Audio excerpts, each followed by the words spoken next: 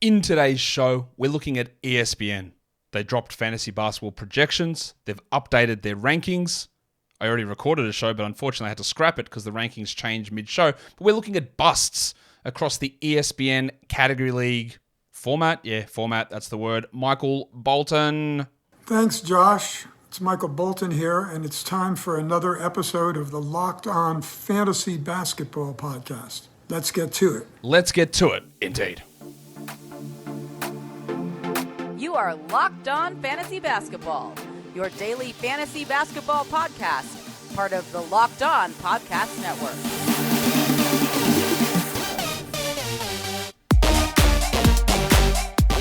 Hello and welcome to the Locked On Fantasy Basketball podcast brought to you by Basketball Monster. My name is Josh Lloyd and I am the lead fantasy analyst at basketballmonster.com. And you can find me on Twitter, as always, at redrock_bball, on TikTok at redrock_bball, and on Instagram at Locked On Fantasy Basketball. Today's episode is brought to you by Jace Medical. Empower yourself when you purchase a Jace case, providing you with a personal supply of 5 antibiotics that treat 50 plus infections. Get yours today at jacemedical.com. That's JASE medical.com. All right. Thank you also, for making Locked On Fantasy Basketball your first listen every day. We are free and we are available on all platforms. We are here. We're ready to go. We're ready to chat. We're ready to talk fantasy. And I've actually already recorded this show. I got up this morning, did my Yahoo Bus show yesterday, and I'm doing my ESPN one today. Went through and did it, had a whole impassioned rant about their projections. Posted the show, and in the middle of posting it, I saw that the category ranks were updated 30 minutes ago. So I had to go back in and make adjustments and put those numbers. I'll put everything and change it all around, which is very clearly frustrating to be able to do. To have to do is to be able to go in there and record a whole show and then change it, which again is really, really frustrating. I'm still going to do it, though. And so what we're back to do. And I do want to talk about a couple of things with ESPN. They put out a bunch of stuff earlier today with projections, which were honestly like crazy. There was absolutely nothing about them that made any sense whatsoever. Kendrick Nunn averaging 56 points a game. Jonathan Isaac leading the NBA in steals at 2.7. Austin Reeves playing 0 minutes, but Dwight Howard playing 19 minutes for the Lakers. Had Eric Gordon playing 26 minutes a night for the Clippers. They had Hassan Whiteside blocking 1.5 shots per game. I could go on and on and on of just all of the ridiculousness in those projections that they did have out there. But the point of this show is to talk about their category ranks, and they've just literally updated them within the last hour. So that's what we're going to go through and talk about the guys that I think on ESPN are busts that you're going to want to avoid. To a degree. There's always nuance in it. It's about what your team is. It's about the spot you're getting it. It's about what you've made with your other picks. But in general, the guys we're going to talk about, I think, are probably just positioned a little bit too high on ESPN. Now, since I went on Twitter and complained or called out all of their rankings and their projections, they've gone and adjusted some of them. Kendrick Nunn is now not projected to average 56 points a game. Jonathan Isaac is not projected to average 2.7 steals per game. They made some adjustments, but they still pay no attention to the overall product of what they're doing. And part of my issue with why you shouldn't play fantasy on ESPN is that there's just not enough care or resources devoted to it. I want this sport.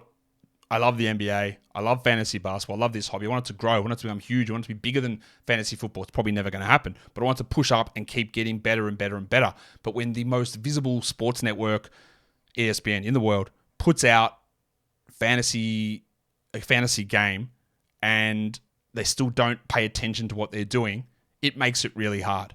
Like, they went in and I called out specifically Kendrick Nunn. Someone told me Kendrick Nunn's predicted too high, yeah? And I called out Jonathan Isaac, and they made those adjustments straight away. I said, hey, look at this. The Atlanta Hawks have only got 10 players projected for minutes for the entire season, and one of those 10 was Lou Williams. But I didn't tell them they didn't, I called that out. Miraculously, an hour later, I go back and look at the projections. Lou Williams is zeroed out, but they didn't change it. They didn't give any minutes to AJ Griffin, who's on 0. They didn't give any minutes to Jalen Johnson, who's on 0. I didn't specifically call out that they had Josh Primo projected for 5.6 assists per game for the Spurs. He's still remaining in their projections. You still can't add Vasily Micic. You still can't add Dominic Barlow, who played in the NBA last season. You still have Isaiah Livers projected for 0 minutes for the Pistons and Hamidou Diallo projected for 20 and RJ Hampton projected for 19. Like, the very specific things that I called out on Twitter, they went and made those quick adjustments. But the overall projections that go out there are still wildly wrong. I could tell you 300 things that are undisputably wrong. They have Bol Bol projected at 27 minutes a night, but I can't tell you that that's wrong. I can't tell you that that is insane. I can tell you that I think it's wrong and it doesn't make any sense, but reasonable minds can differ in what their projections of the Suns' rotation is. That we can all have that different opinion. I can say, well, I think this is wildly wrong. And a lot of that was what we're going to talk about today in terms of ESPN ranks and ADP and what I think is not correct. But it's indisputable that you can tell me you've got Garrett Temple projected to play minutes for the New Orleans Pelicans when he's on the Raptors roster. It's indisputable to me. And I'll give them a pass that Kelly Oubre is projected 31 minutes for the Hornets, given he signed yesterday for the Sixers. But you can't tell me that Eric Gordon's playing 27 minutes a night for the Clippers when he doesn't play for them. You can't argue any of that stuff. It's impossible to do. You could be reasonable and suggest that Duran, Bagley, Wiseman, and Isaiah Stewart all play 26 minutes a night.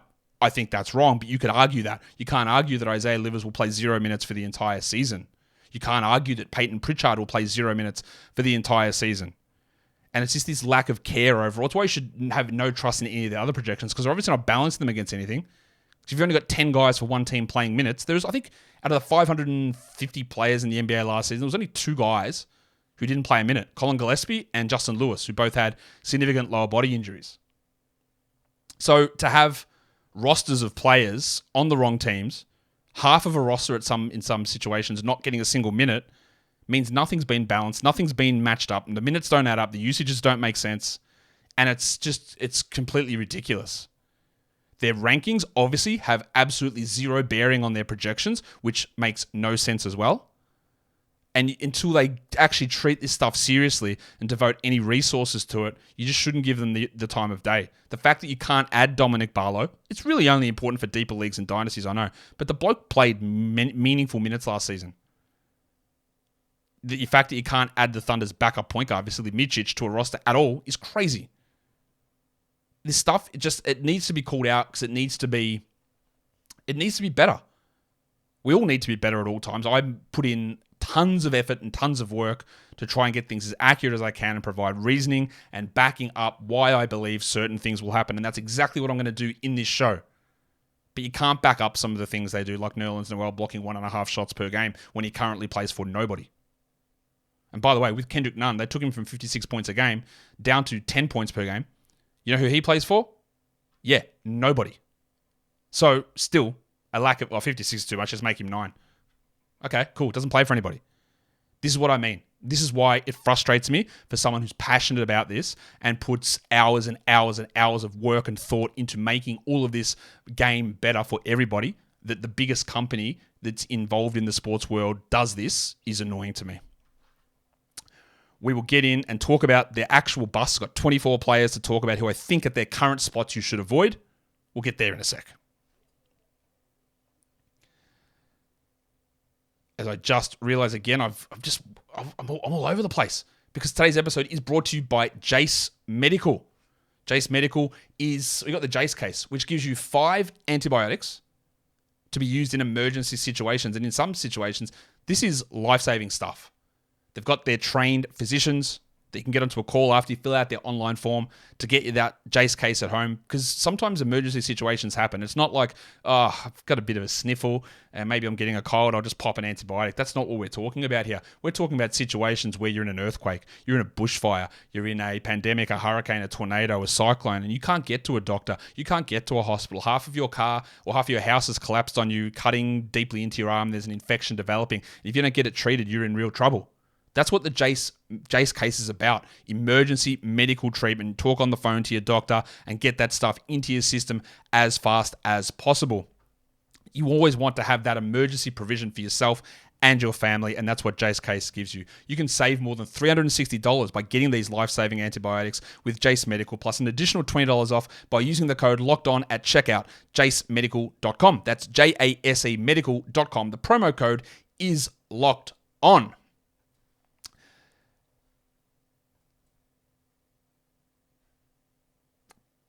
let's talk fantasy rankings on ESPN. ESPN, I criticize them a lot, obviously. But one thing they do right is they have separate rankings for category leagues and for points leagues. Yahoo, you need to do that. You need to be better if you are watching this Yahoo. Dan, tell them to fix it. You need to do this because there are vast differences. Now, part of the issue on ESPN is that ADP is mixed. So you have the separate rankings and there might be wild differences, but when people draft and they see the ADP, it's the same number. And that's part of an issue there as well. But we are going to be looking at their category ranks. We're going to do points ranks, sleepers and busts for Yahoo and ESPN next week. Be aware for points leagues. But these are guys that I just think if you're picking them at this spot, the likelihood of beating that number, which is generally what we want to do, is not high. And I'm going to start in Sacramento with Keegan Murray. Do I expect Keegan Murray to be better than last season? I do, yeah. He was extremely low usage. He hit threes really well, but he didn't really do anything else. Low volume scoring, low minutes, low assists, steals, and blocks. He hit threes. How much changes? I think he does get a bump in usage and maybe goes from the 6th option, which he was. Maybe he jumps ahead of Barnes, maybe ahead of Herter, maybe ahead of Monk. I don't know. He's going to top out at 3rd option for sure. But does that mean he's going to start getting big defensive numbers or big assists? I don't think so. He's ranked 71st on ESPN. That's crazy. The ability to jump ahead of that seems marginal at best. ADP of 130? Cool. Absolutely love Keegan Murray at 130. And you know my underlying strategy is once we get past ADP 120, take upsides. Just go for it. Don't take Harrison Barnes at that spot because what's the point? Take an upside player, which Murray probably is. But 71's insane. That is round 6. Your 6th best player is Keegan Murray. How confident are you of not only him reaching that number, but beating it? And for me, the level of confidence is as low as you can possibly get. No interest in taking him there. Does that mean he's a bad player? Does it mean I hate the Kings? Clearly not. It's all about assigning relative value to the positions. Bobby Portis. He's ranked at 111. He's got an ADP of 119. This is not egregious. He was on my show that I recorded earlier, and he was ranked at like 80. And I'm like, that's honestly stupid. Portis is a backup. He's going to get the minutes behind Brook Lopez. He might get some behind Giannis, but remember, they now have a full training camp and full season of Jay Crowder, who plays the 4 also. And Pat Connaughton's still in that mix there to play some minutes, although he'll probably play more at the 3 behind Chris Middleton. Last season, there were absences for Giannis. There was absences for Middleton. There was no Jay Crowder half the season. And Portis was all right, but he didn't blow us away. I just don't think 111's a starter on your team. It's your 10th player. It's your starter. You don't want to take a player like Portis who relies upon an injury to someone in the starting lineup. He's great if you've got a larger bench and you've got a stash ability, but no way that I'm taking him as one of my starter picks. Bojan Bogdanovic is ranked at 108. He's got an ADP of 110. Bojan's fine. He scores okay. He hits threes. He's good free throws. But part of the reason he was able to have the level of success he had last season was Cade Cunningham played 12 games. So Bojan was able to jump up and be a 26% usage player.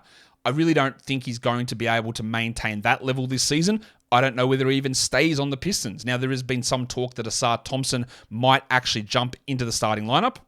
I think he's talking to you. I doubt it would be at the expense of Bojan, but it's got to be at the expense of either Bojan or Isaiah Stewart. One of those guys would have to move to the bench. So that's an extra level of uncertainty there around Bojan, combined with more Cade Cunningham, second-year Jaden Ivey as well, who probably demands a little bit more usage. And much like with Portis, I just don't want to take him as my 9th or 10th best player. If I'm looking for some points and threes late in the draft, because he doesn't do a huge amount, otherwise he gets about 2 steals a year. Yeah, like pick 11, pick 12, go ahead. Right? If you want that, there is a little bit of value in him doing that. Not a strict upside play, but he's got a bit of value there as a starter. But as a starter on my fantasy team, no, thank you. DeJounte Murray. I cannot understand it. His ADP at 39, reasonable. My Durant metric actually really dislikes him, pushes him outside the top 50. He relies heavily on an increase here in steals, but he was nowhere near the 23rd best player last season.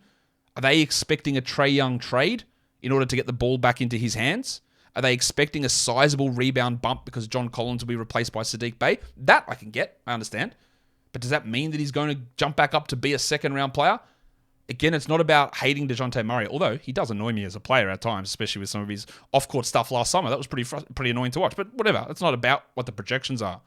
if I take him as my second best player, which is what pick 23 is telling me, yes, third best in a 10-team league, but as my second best player, I'm expecting significant improvements from DeJounte Murray versus where he was last season, and I just don't think that's reasonable to jump up that high. He was nowhere near that level.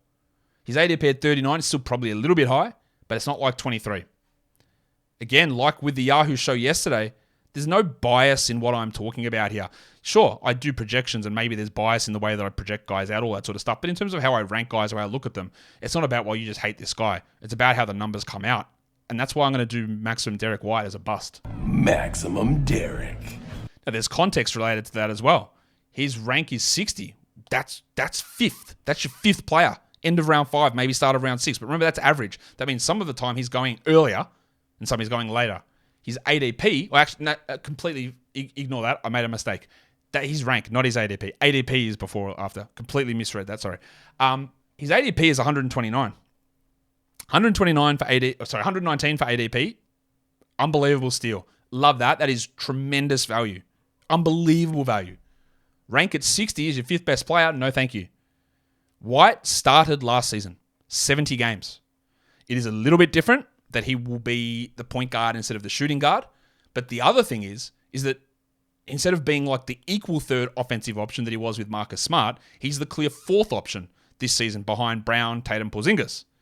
So while he might get more of an opportunity for assists, his usage probably drops. And in situations where they go with a White-Brogdon combination, White, Brogdon, Brown, Tatum, and a center, Porzingis, well, he's probably the fifth offensive option. Great defender, good steal block numbers. Also relying upon him for 82 games is crazy. Even though he played that last season, you don't rely upon that. Derek White in the 80s is fine. At 60, he's silly. And the same thing goes for Josh Giddey. I really like Josh Giddey as a player. I think he's a really useful fantasy guy. At times last season or in last preseason, I believe there was times when he was getting drafted in the 120s, which was I loved it. But he's up to 54. You have to ignore a lot to get in there, I think. Free throws are not great. They could improve. His field goals improved last season. Three-pointers are low volume. Steals and blocks, invisible. And part of the strength of him is a rebounding guard, but he was playing with Jeremiah Robinson-Earl, Jalen Williams, and Kenrich Williams last season as centers. And this season he's playing with Chet Holmgren. Is Chet a monster that's going to grab 15 boards? No, but he's a better rebounder than all those guys, and he's going to get more of them. Plus, how does the usage distribution look between Giddey and Jalen Williams? I like Giddey. Pick 80, no problem. The scarcity of assists does give him a boost, but I don't think to 54. Even that ADP of 66, I think is probably sitting on the high end. Today's episode is brought to you by FanDuel Sportsbook. Snap into action this NFL season with FanDuel, America's #1 sportsbook. Right now, new customers get $200 in bonus bets guaranteed when you place a $5 bet. That's $200 in bonus bets, win or lose. So if you've been thinking about joining FanDuel, there's never been a better time to get in there and take a look at the MVP odds and see my man, Tua Tagovailoa. If he's not #1, he should be. What about Super Bowl favorites? Are the Dolphins favorites? They should be. They're favorites in our hearts. They've won their 2 games, and I'm going to keep banging on until we lose, probably next week. But you can look at money lines. You can look at spreads. You get those bonus bets. You can put them on futures. You can put them on totals. You can put them on whatever you like over at FanDuel. And, of course, with the NBA season starting in about a month, you're going to be able to do it over there as well. So visit FanDuel.com/lockedon and kick off the NFL season. FanDuel is an official partner of the NFL, and don't forget to gamble responsibly.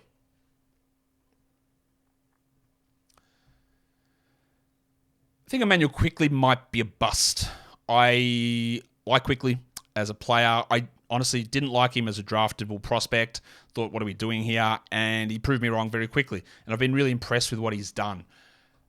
His ADP at 131 is 100% reasonable. Like it, not a worry with that at all. But he's ranked at 105. So we're talking about getting someone with your 9th pick who is a reserve, who also has to battle Dante DiVincenzo and Josh Hart for backup minutes, with Grimes and Brunson ahead of him.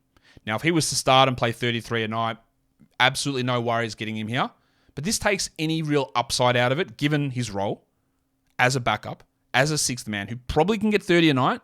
But him getting 30 a night means Grimes needs to drop off. It means Barrett needs to drop down. And DiVincenzo needs to play very small amounts. Because the guy that DiVincenzo is replacing in the rotation is Juice McBride, which is not a high minutes guy. Or McBride got replaced by Hart last season. The other guy is Obi Toppin, who again played 12 minutes. So is DiVincenzo playing 12 a night? Probably not. So if he plays 23 a night, 24 a night, 12 minutes need to come from somewhere else.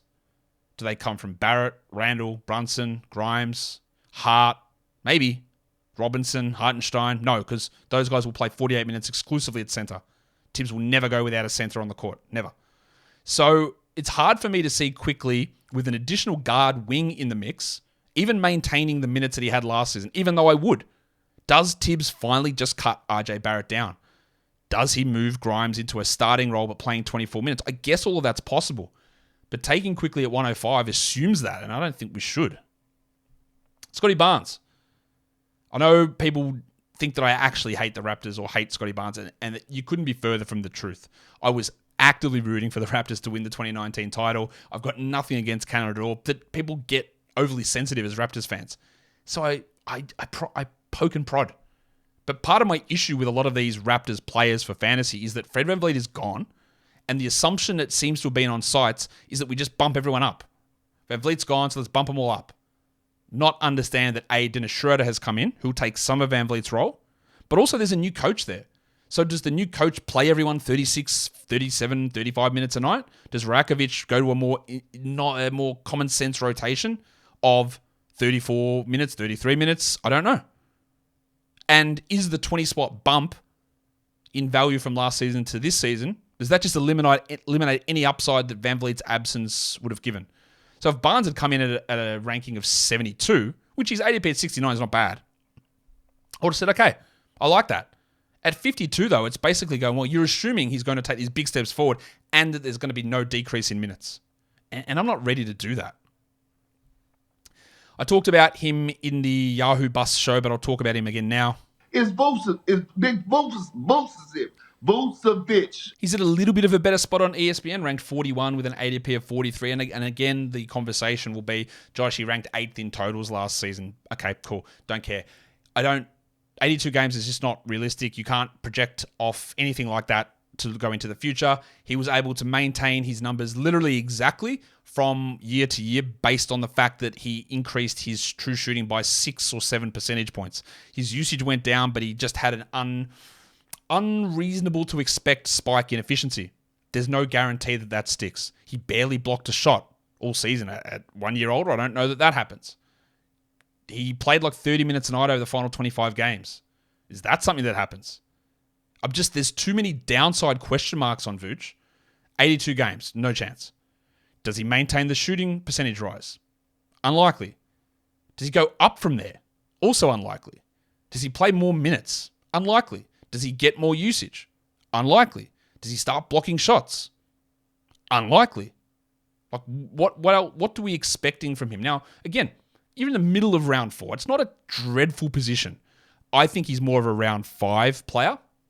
But I think a lot of the value of Vooch is being baked into the fact that he played all 82 games, and that's just not anything reasonable to have any projection for this season. It's not at all. And I just don't think he's going to make up that value, but I actually hate his teammate for fantasy more this season on ESPN, DeMar DeRozan. Ranked 29th. He's got an ADP of 29. Middle of the 3rd round. I'm so sorry, but there's just no way that I'm taking him there.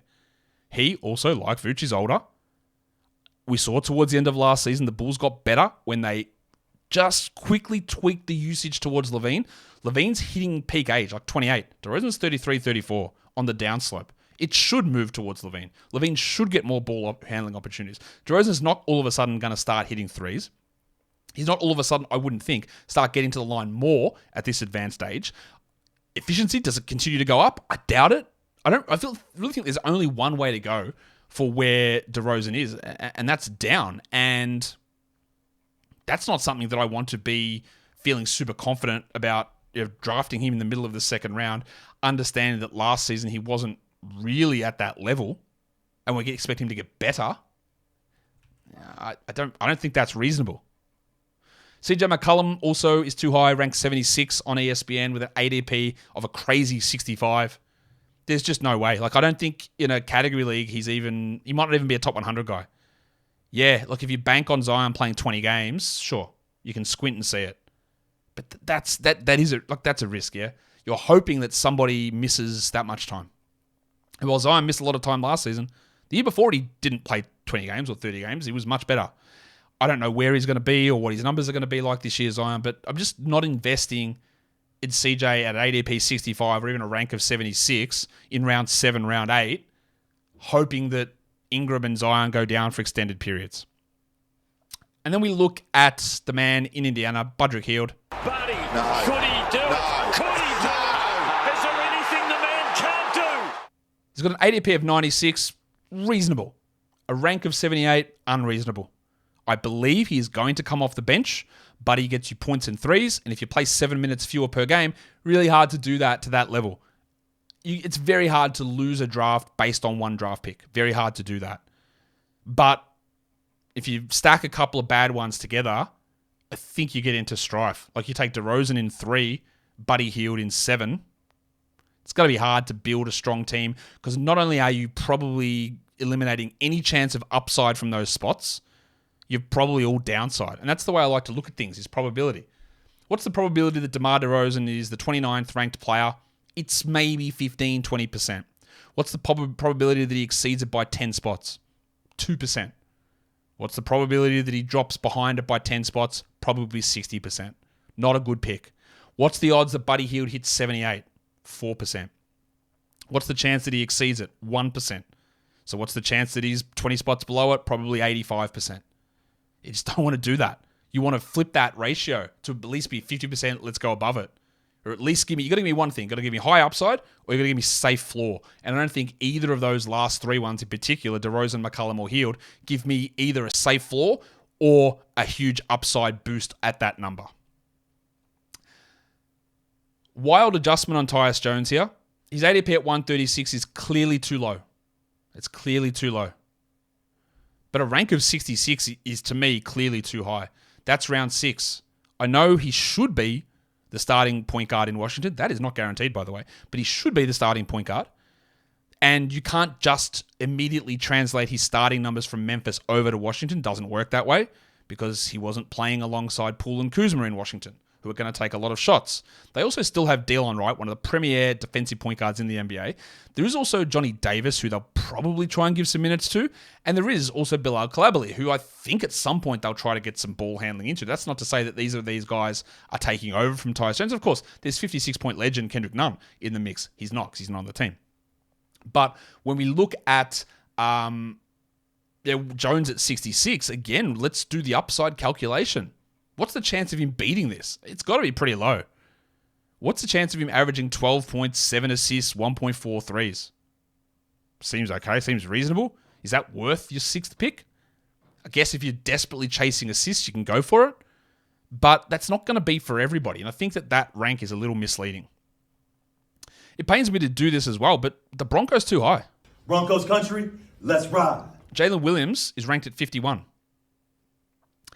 There was a study by Kevin Pelton, I think he's done it a few times over at ESPN, about looking at rookies and their season numbers and looking at the guys who take the big step forward second half of the year, and does that second half production just translate immediately over to year 2? And what he found was no, it doesn't.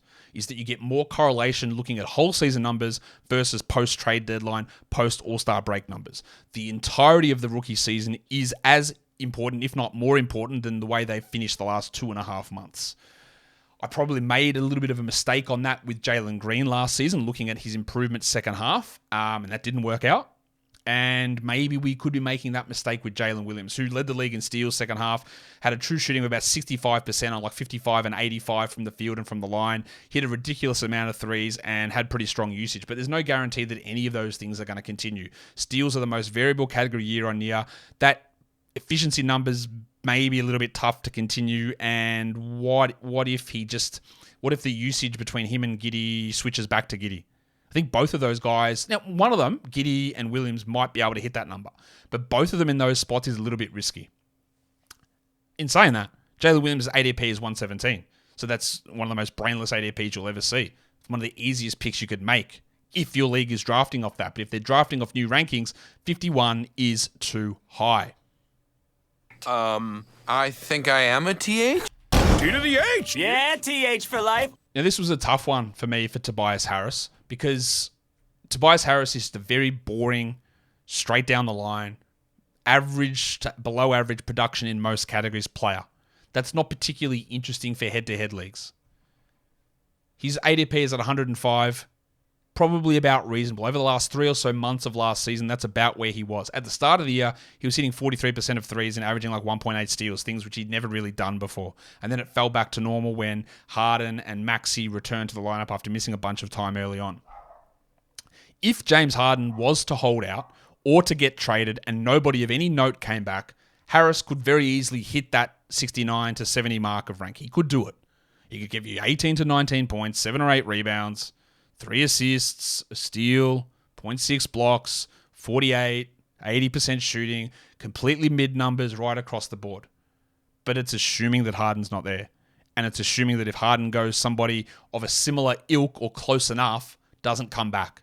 And it's assuming that Harris moves into the third usage option behind Embiid and Maxey. And that's a lot of assumptions to take someone in round 6. Round 8, go for it. Around 90, no problem. But you are expecting Harden to be gone with nothing coming back. And I just think it's just an unreasonable gamble at that point. Much like Scotty Barnes, Pascal Siakam has been pushed too high. Now, him at rank 36 is not horrible. I believe he was 45th in head-to-head rankings last season, but his ADP at 24 is silly. Yeah, he might get extra usage this season, but what we often see is an inverse correlation between usage and defensive stats. So he's already bad at those. They're unlikely to improve. More usage usually leads to less efficiency, not more. And the other thing is he probably plays less than 37 minutes a night. I don't know Darko Rajakovic's plan on playing time, but again, we've got to make assumptions on this. If we assume he won't be Nick Nurse, there's probably a 50% chance, or greater than 50% chance that that's true, that he'll actually give more reasonable playing time to players. All of those things factoring in, probably a drop of 1 to 2 minutes. Maybe an increase in usage, but maybe a drop in efficiency and defensive stats. And then you're expecting him to go at the end of round 2, or he's ranked at end of round 3. I don't like it. Round 4, no problem. Plus, is there a trade coming? I don't know. There's just too much uncertainty around that. The wave pool, D'Anthony Melton's ranked at 101 with an ADP of 140. Just copy and paste a lot of what I said with Tobias Harris. Melton can be a very good steals guy. He's a consistently good steals guy. But they've also just signed Kelly Oubre, a guy that plays the 2 and the 3. Melton plays a lot of 2 and 3 as well. They've got Patrick Beverley in that second unit, who will play a lot of point guard. If we assume that Harden is traded and nobody comes back, then sure, Melton would move into the starting lineup and be really, really useful. But it's an unrealistic expectation to think that Harden's going and not being replaced. So at 120, I'm all for it with Melton. Love it. At 101, round 9, I just don't think there's value in that. And I want to go right at the top of the board here. Mikal Bridges is ranked at 15. We all love Mikal Bridges. Unbelievably solid player. Never missed a game in his NBA career. We hope that continues. It won't, but we hope it continues. He suffered some pretty significant efficiency drops and defensive stats drops when he was in Brooklyn, taking on a larger usage role, and he was nowhere near the 15th best player during his time in Brooklyn. He was around 33rd. Still really good, right? Really good. Considering he'd been like a 50s, 60s guy in the past in Phoenix. Really good. But this is crazy territory at number 15. That's crazy. The 15th pick usually is someone you should consider a pseudo first-round player. Because often between 10, 11, 12, 13, 14, 15, there's not much separating the guys. The guys you get at 12 and 13 are the guys on the turn, so they're both sort of first-rounders. 15 is very high. And what is the path for him to beat that? Not only for him to beat, and we don't always need someone to beat it in round 2 or round 1, but what is the path for him to either beat it or to stay at that level? And I'm not really confident it's there. Now, his ADP is at 49, which is, of course, people without any eyes doing the drafting. Apologies to people. I don't know if there's braille ability or accessibility options to draft, so I apologize for that. But no way should be picked at 49. That's silly. But 15 is also silly. Somewhere in the middle is the right answer. Jalen Brunson was great last season. Really stepped it up. looked to be the number one guy in New York. Him ranked at 28th doesn't make a lot of sense to me. The Durant metric, which tries to account for some of the difficulties in ranking players using Z-scores, drops him to about 50th or 60th. I'm just not willing to take Jalen Brunson, who lacks with steals, shot like 46 or 45% over the final 2 to 3 months of last season. I'm not banking that that's going to stick at that level. That's a high investment. That's early third round. I just don't want to do it there. His ADP at 35 is getting closer, but I'm not even sure I'd do it there. I'm just not as big. Now, again, there's a lot of things that happen. A lot of point guards might start rushing off the board and you go, man, I really need assists to bump these guys up. It's why punting and assists can be a viable strategy, because people start going hard after these guys and reaching up for them and leaving more value for you later on. But I just don't like him at 28.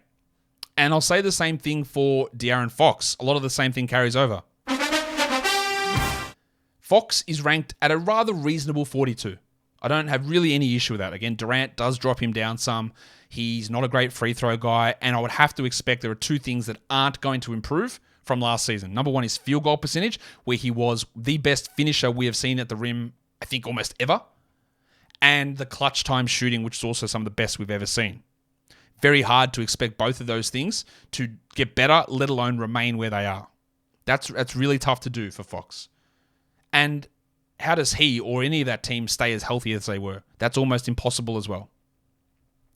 The 42, I'm not going to argue huge amounts about that ranking, but I am going to argue about the ADP 24. Now, I know I wrote rank there twice. The second number is actually ADP. Part of the issue, now I applaud ESPN for having category leagues and points rankings separate. That's great. But the ADPs are mushed together. And Fox in a points league is probably a second round player. Top 20, top 15, no worries. That can happen. But you go into your category league draft, you got those ranks, and you see your ADP at 24. What's going on here? Do you draft by ADP? Do other people in your draft by ADP? You're taking Fox in round 2? It seems like it could be bad. And remember, ADP is average, unlike the mistake I made earlier, where some people are going higher than 24. I don't think that's good. Jaylen Brown, ranked at number 39. JB, you've done it again. He's got an ADP at 29. Now, Jaylen Brown has never been that guy in category leagues. He struggles with assist numbers are never super high. He's not a great rebounder. He scores pretty well, but he has subpar free throw percentage.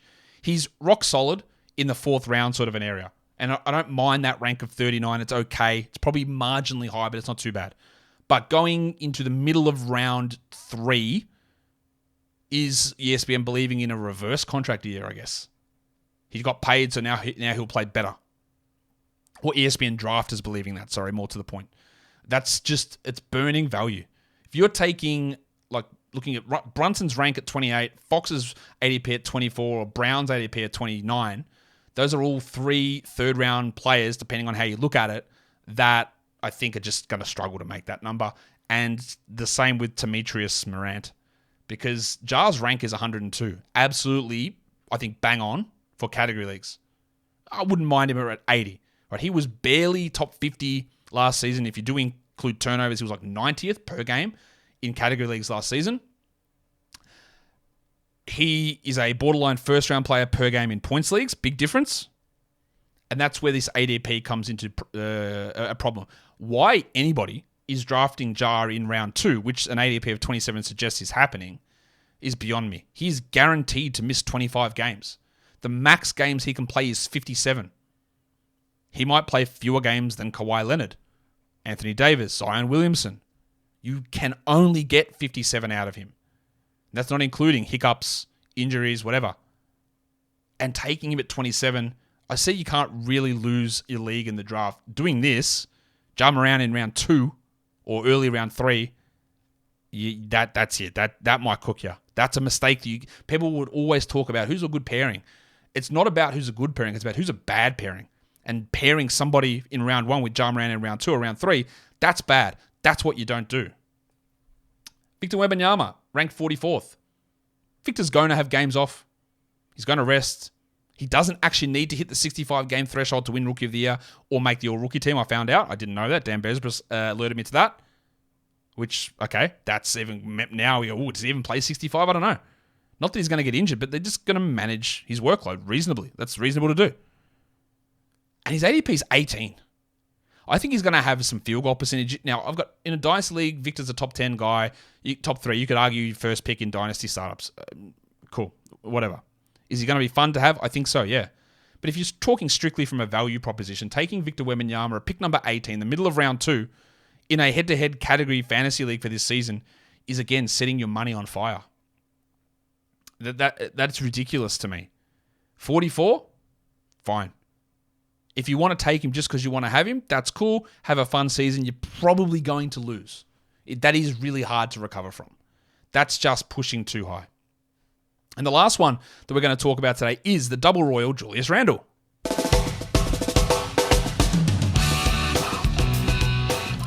In a points league, Randle's top 30 sort of player.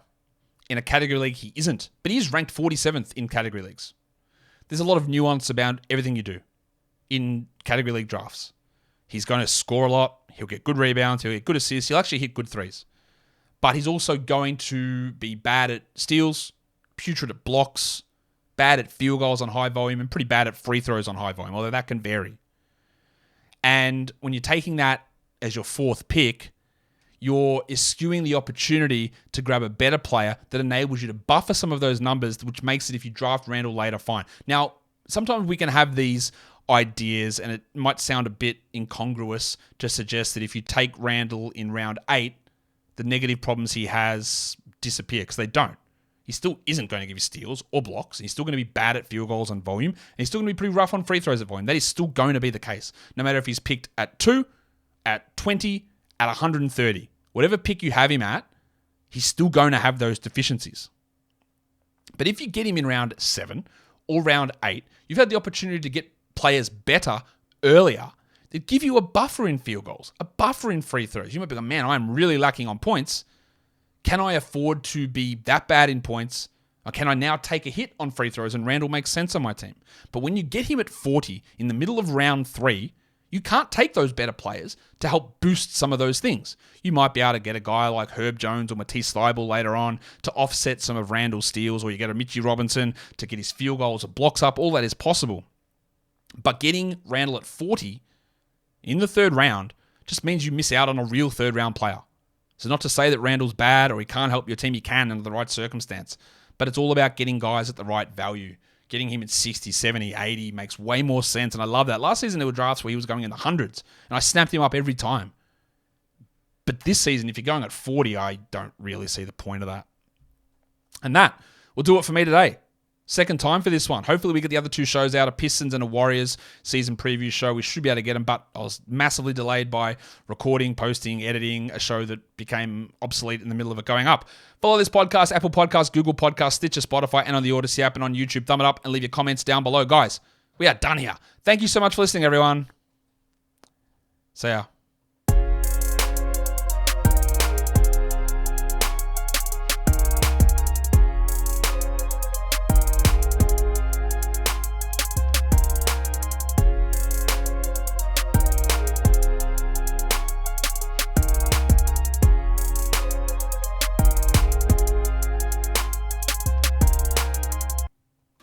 +2 is 4, -1, that's 3, quick maths.